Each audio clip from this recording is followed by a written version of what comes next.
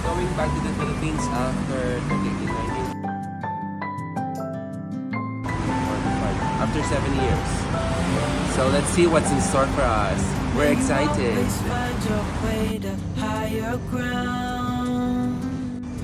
May you always keep your head held up high. Hello guys, welcome to Changi Airport Terminal 2. It's our first time here.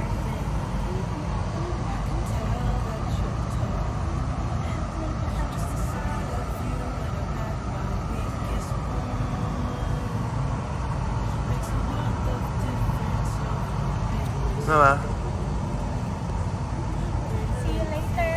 Good morning guys, we're very excited to share this vlog to you. This is our trip to Manila. We've not been home for 7 years. That's why we're very excited to come back home. What's your food, Ada? It's noodles, pancit.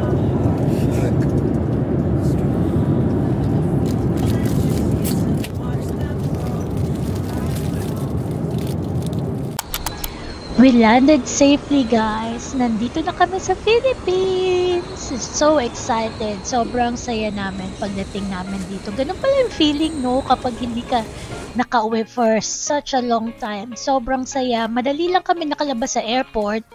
Tapos, yun, nakuha namin yung bags namin right away. Ang galing. Tapos ngayon, we're just waiting for Reg and Sai to pick us up. This is Pasay, I think. Mabuhay Philippines! Ang saya-saya nito, guys. Yay! Nandito na sila! Excited na kami makalabas sa airport. Ang una namin plano is to go to MOA to have lunch. Hello! Finally! Nakarating na kami. Hello! Naka-vlog kayo. Hi, Dad! Okay na. SM Arena. Gusto mo ba bakit bintana? Wag na. Bayan na babae.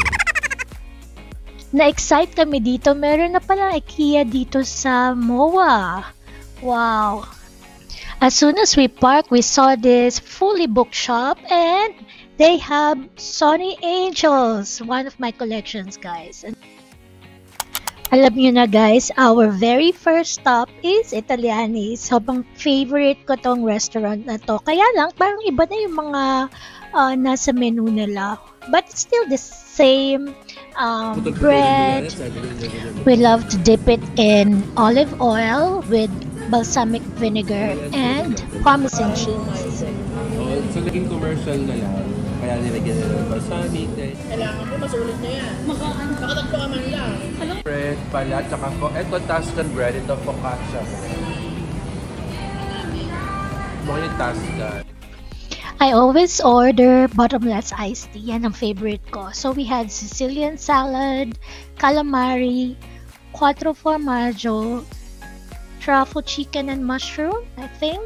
And this one is spaghetti meatballs. And of course, another calamari. I think we also ordered another pizza, but I cannot remember what it was. Thank you. Another thing that we miss and love in the Philippines is ang hospitality. Sobrang maasikaso ang mga tao sa atin sa mga restaurants. They serve really with all their hearts para maibigay yung magandang serbisyo para sa mga customers. Ano na plano natin, Ma? Yun ang barong at saka yung BLK. BLK talaga, parang yun yung pinaka-importante sa pinuntahan namin. Pero gusto ko lang makita yung mga makeup collections. Kasi may A6 dun, oh. Uy. Kaya tinatawag ka nung neon green. Ano ba yun? A6.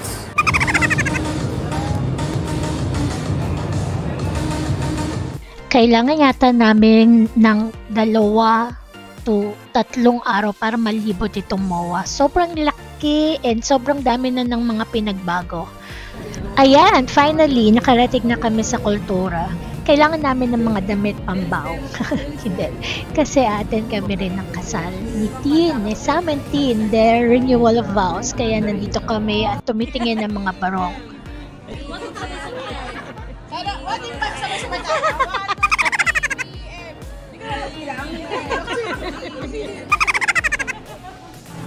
Ate, mag-hi kayo sa amin, sa vlog namin. Si Ate very good. Hi! Ayun tumulong namin. Si Ate, Christine at saka si Kuya. Sila yung mga tumulong. Oo.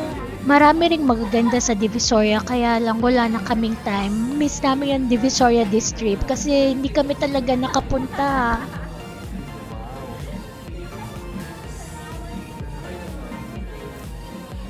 Ang saya-saya namin dito sa kultura, ang gulo-gulo namin. Actually guys, napakaingay namin. Iilan lang kami. Pero kasi, ang maganda, sobrang asikaso kami dito. And ang mga babait, ang babait ng retail assistants and sobrang maasikaso. Parang feel at home ka talaga. Yun ang kinikater nilang service dito sa kultura. So if you're an OFW or you're visiting our country, make sure you visit Kultura and you will have a wonderful experience. It's a very windy day in Tagaytay. Nakakatawa kasi pagbukas namin ng curtain na nga yung gamit namin, kailangan habulin ni Dadun. Muntik lang lumabas sa street.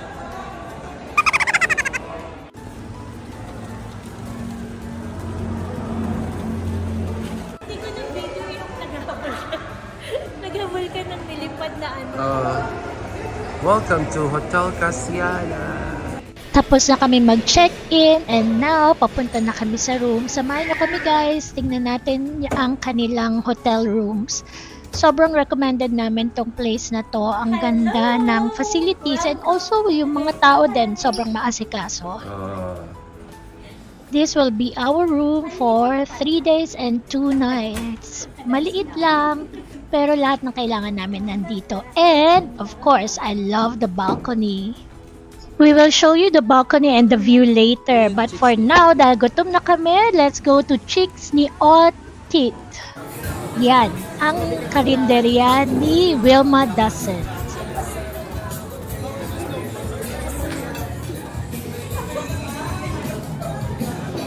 Tada!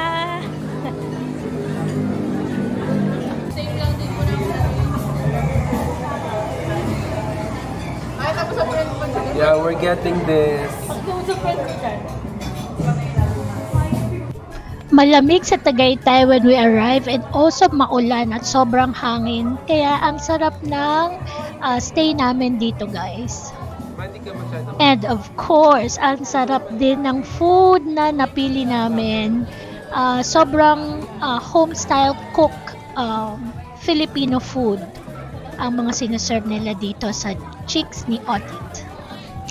Kaya guys, if you're in Tagaytay, we highly recommend this place. Kailangan nyo mapuntahan and ma-experience yung mga food kasi sobrang sarap. And ang maganda rin is yung location. So meron silang mga parking space. Hindi nyo kailangan na lumabas pa at mag-park somewhere else. Please check this out. And ito na ang mga food namin. Kakain na kami guys.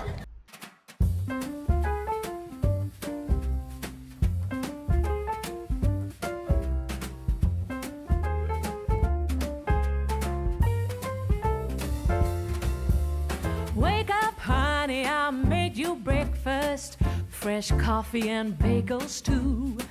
A new day is waiting for us. We got lots of fun stuff to do. Let's go to the zoo and feed the monkeys. I can lend them your baseball cap. Let's make the day a very lot of fun. Growing up is just a trap. Don't it seem like a drag?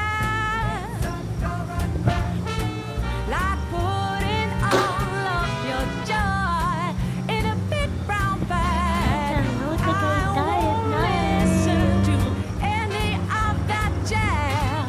No, I'll never grow up. Thank you so much for joining us today. And please don't forget to enjoy the little things and be grateful every day. Thank you so much for coming over and for joining us. And if you like our video, please don't forget to like and subscribe and make some comments down below. Thank you so much for watching, guys. See you on our next vlog. Bye.